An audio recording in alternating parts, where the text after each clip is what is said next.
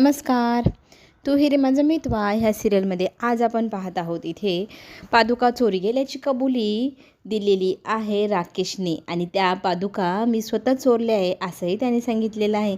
पण त्यांनी आता ओपन चॅलेंज दिला आहे, त्या पादुका शोधून दाखवा, मग माझ्यावर आरोप करायला या मी त्या चोरल्या आहे.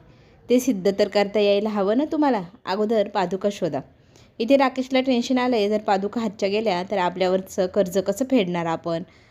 इकडे घरामध्ये आल्यानंतर आजी चिडलेली असते. ईश्वरीला जाब विचारत असते, तुझ्यामुळे ह्या घरावर आणि माझ्यावर एवढं मोठं संकट आले.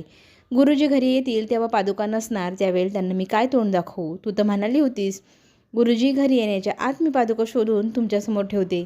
आता काय करायचं बोल बरं. असं म्हणत तिथं खडसावून आजी चिडलेली असते आणि जाब विचारत असते ईश्वरीला. ईश्वरी सांगते, घराचा चप्पन कोपरा शोधून काढलाय, पण काही केल्या भेटत नाही. काय करावं हेही सुचेना. तिने आता थेट पादुकांच्या जागेवर जाऊन देवाला साकडच घातलं आहे की देवा, हे जे काही संकट आलं आहे माझ्यावर माझ्या घरावर ते तूच घालो. इतके प्रयत्न केले तरीही त्या पादुका मिळत नाही. प्रत्येक ठिकाण शोधून काढलं आहे, कुठलीच जागा अशी ठेवली नाही की जिथे शोधणं राहिले. हा कुठला खेळ देवा तू लावला आहे. देवा, माझं एवढं मोठं मन नाही की मी एवढं दुःख सहन करू शकते.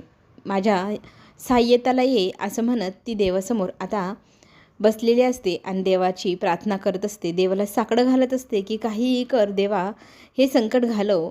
दत्तगुरुराया, माझ्यावरती आलेले हे संकट तू स्वतः सावर. असं म्हणत देवासमोर ती श्रद्धेने भक्तिभावाने गीत गाऊ लागते. त्याच वेळेला देवाचा चमत्कार घडावा ना, तसेच आपल्या ईश्वरीवरतीही देवाने चमत्कार घडून आणला आहे आणि गुरुजी स्वतः तिथे ईश्वरीच्या मदतीलाच धाव घेता येत की काय अशी येतात. गुरुजींना पाहिल्यानंतर ईश्वरी रडू लागते. त्यांच्यासमोर कुठल्या तोंडाने उभं राहावं, त्यांना काय सांगावं हेच तिला सुचेना.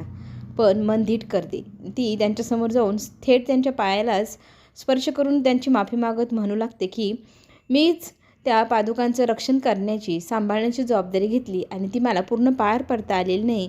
पादुका गहाळ झाल्या आहे, कुठे गेल्या आहे काही सुचेना.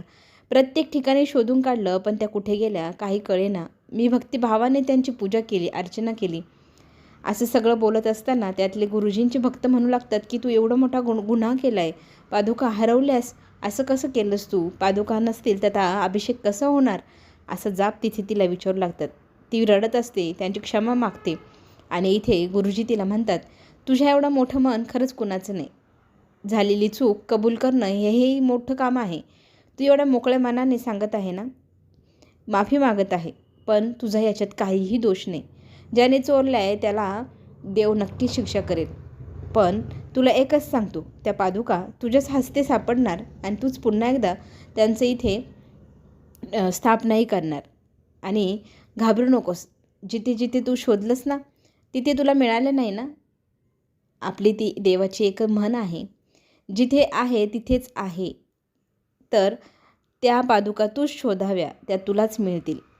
आता गुरुजी काय करायचं. आजीने असं म्हणाल्यानंतर गुरुजी म्हणू लागतात की आपण देवाची फक्त आराधना करू शकतो, याच्या व्यतिरिक्त काही नाही. नक्कीच त्या पादुका घरातच आहे. माझं मन सांगते, माझे देव मला सांगतायत की ह्या पादुका ईश्वरीच्या हस्ते पुन्हा एकदा स्थापित होणार. तर बाळा, तू एकदा प्रयत्न कर, नक्की तुझ्या हाताला यश मिळेल. त्यांनी दिलेला कानमंत्र इथे आता ईश्वरीने वापरला आहे, त्याच पद्धतीने ती आता त्या शोधणार का, ती विचारात पडली. गुरुजींनी दिलेली जी काही कोडी आहे ती कोडी सोडण्याचा आता ती प्रयत्न करू लागते. घराचा पुन्हा एकदा कोपऱ्यात शोधायला सुरुवात झालेली आहे, पण कुठेही भेटत नाही आहे. त्यावेळेला ईश्वरी गुंग असते. मामा विचारात पडतात की ही एवढी शांत का आहे, हिच्या डोक्यात नक्की कसलं काहूर चाललं आहे. मग अर्णवानी मामा तिला विचारू लागतात, ईश्वरी कसला विचार करत आहे. ईश्वरी आता त्यांना सांगू लागते की त्यांनी आपल्याला जे कोडं दिले ते कोडं सुटलंच समजा. म्हणजे काय, तुम्ही म्हणालात ना त्यांनी चपला कुठे लपवल्या असतील पादुका, जिथे कोणीही विचार करू शकत नाही तिथे. तर मला ती जागा कळली. आपण विचार करू नाही शकणार अशा ठिकाणीच ठेवलं आहे त्याने. आणि ती धावत सुटते गुरुजींकडे. अर्णव आणि मामा विचारत आहेत तरी त्यांनाही ती उत्तर देत नाही. आणि इकडे वल्लवीला वाटत असतं की आता पादुका मिळाल्या नाही तर आजी नक्कीच ईश्वरीला घराबाहेर काढेल. आणि तिला तर माहितीच नाही त्या कोणी चोरलं आहे, फक्त लावायचं म्हणून आरोप तिने ईश्वरीवर लावला आहे, जेणेकरून ईश्वरीला घराबाहेर काढण्याची तिला संधी मिळेल. राकेश म्हणतो, तुम्ही जे करताय त्याच्यात माझाही तुम्हाला चांगला सपोर्ट आहे. राकेश डबल गेम खेळतोय, वल्लवीसोबत वेगळा, ईश्वरीसोबत वेगळा. इथे प्रत्येकजण देवाची नामस्मरण करून पादुका मिळावं म्हणून प्रार्थना करत असतं. त्याच वेळेला ईश्वरी गुरुजींसमोर येते. त्यांना म्हणते, गुरुजी तुम्ही जे कोडं सांगितले ते कोडं मला उलगले आणि पादुकाही भेटल्याच समजा. सगळेजण तिच्याकडे बघू लागतात.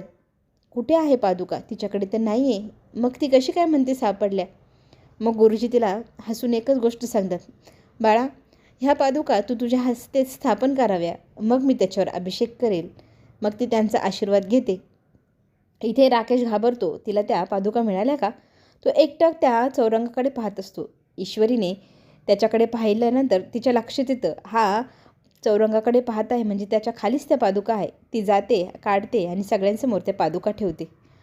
इथे झालेला तिळपापड इथे आपल्याला राकेशचं दिसणार. राकेश पुन्हा एकदा हारला आहे म्हणून त्याच्यावरती आता आर्नव कमेंट करतो की तू हारत राहा, आम्ही जिंकत राहू आणि तू सवय करून घे आमच्या समोर हारण्याची. लवकरच तुला आम्ही हरवणार. ही जोडी तुला आता सोडणार नाही.